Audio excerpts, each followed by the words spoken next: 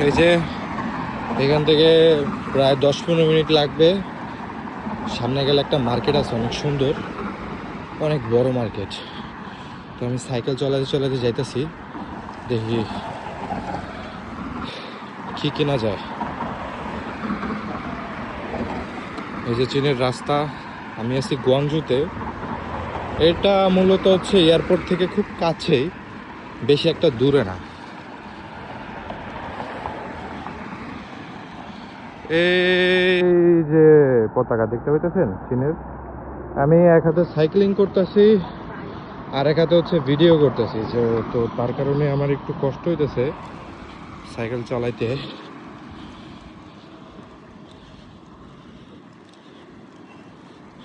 এই হচ্ছে হাইওয়ে, এটা মেন হাইওয়ে না, মেন হাইওয়ের সাথে কানেক্টেড আর কি।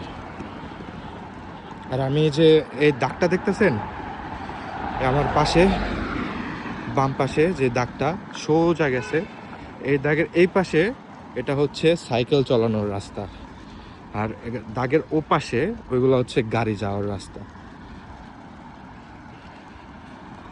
আর ওই যে উপরে দেখেন লাইটের মতো জ্বলে আছে রাস্তার উপরে, এটা হচ্ছে এখানে প্রত্যেকটাতে সিসি ক্যামেরা লাগানো আছে।